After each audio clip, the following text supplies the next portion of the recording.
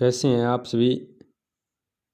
इस क्लास में हम एसएससी जीडी से जुड़े कुछ क्वेश्चन करेंगे। Important question. 5-10 मिनट का समय आप डेली निकाला करो इन क्वेश्चनों के लिए। ज़्यादा से ज़्यादा 10 मिनट। 10 मिनट से कम ही रह जाता है, तो इतना टाइम आप दिन में निकाल सकते हो। डेली इनको किया करो, ठीक है। यहाँ से न से कहीं और से भी, मतलब डेली 10 क्वेश्चन कोई ज़्यादा नहीं होते, 10 मिनट का टाइम कोई ज़्यादा नहीं होता, तो आप इन पर गौर किया करो। एसएससी जीडी से जुड़े ये बड़े ही इंपॉर्टेंट क्वेश्चन है, ठीक है। तो पहला क्वेश्चन क्या है, राष्ट्रीय दुग्ध दिवस किस दिन मनाया जाता है या किस दिवस मनाया जाता है। तो राष्ट्रीय दुग्ध दिवस किस दिन मनाया जाता है? 23 नवंबर, 24 नवंबर, 25 नवंबर, 26 नवंबर। तो इसका जो करेक्ट आंसर आपका डी ऑप्शन इसका करेक्ट आंसर है। 26 नवंबर को राष्ट्रीय जो दुग्ध दिवस के रूप में 26 नवंबर को मनाया जाता है। अगला क्वेश्चन, आज़ाद हिंद फौज का गठन निम्नलिखित में से किस देश में किया गया था? आज़ाद हिंद फौज का गठन निम्नलिखित में से किस देश में किया गया था? तो जर्मनी, सिंगापुर, जापान, भारत। इसका जो करेक्ट आंसर है वो बी ऑप्शन इसका बिल्कुल करेक्ट आंसर है। आज़ाद हिंद फौज का जो गठन है वो किया गया था सिंगापुर में। तो आज़ाद हिंद फौज की स्थापना किस देश में की गई थी? इसका गठन किस देश में किया गया था?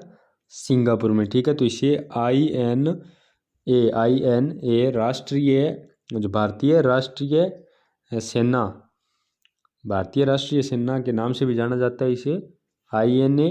और इसकी जो स्थापना की हम बात करें तो 1942 के अंदर ब्रिटिश शासन से भारतीय स्वतंत्रता हासिल करने के लिए 1942 में की गई थी इसकी स्थापना। और ये INA जो है ये एक जापानी साम्राज्य के समर्थन से प्राप्त थी। और यहाँ इसका नेतृत्व किसने किया?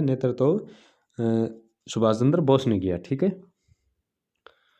अगला क्वेश्चन क्या कहता है, पेशवा ने निम्नलिखित में से किस संधि के माध्यम से अंग्रेजों के साथ सहायक गठबंधन स्वीकार किया? पुरंदर की संधि, बेसिन की संधि, सालबाई की संधि, सुरजी अर्जुनगांव की संधि। बेसिन की संधि इसका जो करेक्ट आंसर आपका बी ऑप्शन इसका करेक्ट आंसर है। तो ये जो बेसिन की संधि है ये 1802 की है। 1802 के अंदर पेशवाओं ने ब्रिटिश सरकार के साथ एक जो सहायक संधि की, बेसिन की संधि, और उसमें उन्होंने क्या किया, ब्रिटिश के साथ जो सहायक गठबंधन है उसको स्वीकार कर लिया।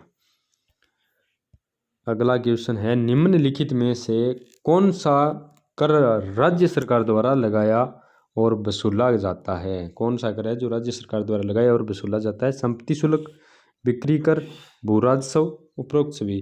तो इस जो जितने भी कर है ये सभी के सभी कर जो क्या है कि राज्य सरकार द्वारा लगाए जाते हैं और वसूले जाते हैं। तो इसका ऑप्शन आपका डी इसका जो करेक्ट आंसर होगा। अगला क्वेश्चन, बाघों, तेंदुओं और भालुओं को आश्रय देने के लिए जानने वाला ताडोबा राष्ट्रीय उद्यान किस राज्य में स्थित है? ताडोबा राष्ट्रीय उद्यान किस राज्य में स्थित है? महाराष्ट्र, कर्नाटक, तमिलनाडु, असम। तो इसका जो करेक्ट आंसर आपका वो ये ऑप्शन इसका जो करेक्ट आंसर है। बाघों, तेंदुओं और भालुओं को आश्रय देने के लिए जाने वाला ताडोबा जो राष्ट्रीय उद्यान है वो महाराष्ट्र के अंदर है, ठीक है। इसका जो अगला क्वेश्चन हम देखें, अगला क्वेश्चन क्या है, अपटानिस जनजाति किस राज्य में पाई जाती है?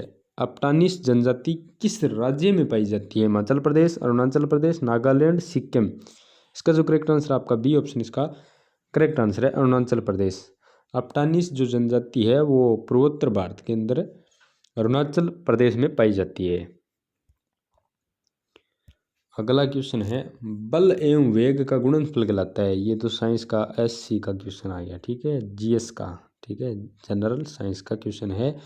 बल एवं वेग का गुणनफल कहलाता है। बल गुणा वेग शक्ति होगा, ठीक है। बल और वेग के गुणनफल को शक्ति कहा जाता है। P बराबर F into V।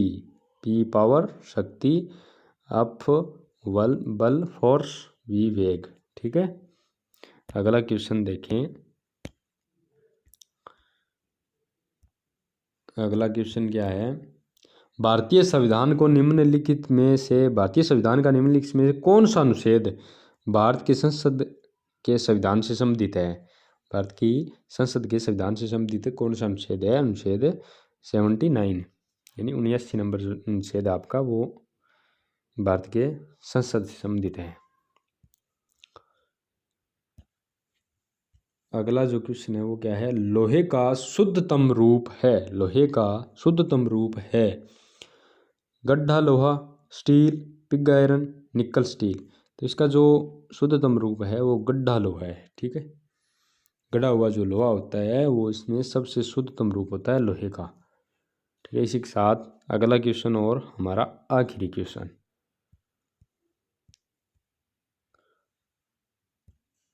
Washing machine का कार्य सिद्धांत है। ये फिर साइंस का क्वेश्चन आ गया। वॉशिंग मशीन का जो कार्य सिद्धांत है वो क्या है? रिवर्स ऑस्मोसिस, प्रसार, सेंट्रीफ्यूजेशन, डायलिसिस। इसका करेक्ट आंसर सी ऑप्शन होगा, सेंट्रीफ्यूजेशन। जो वॉशिंग मशीन के जो कार्य का सिद्धांत है वो क्या है? सेंट्रीफ्यूजेशन।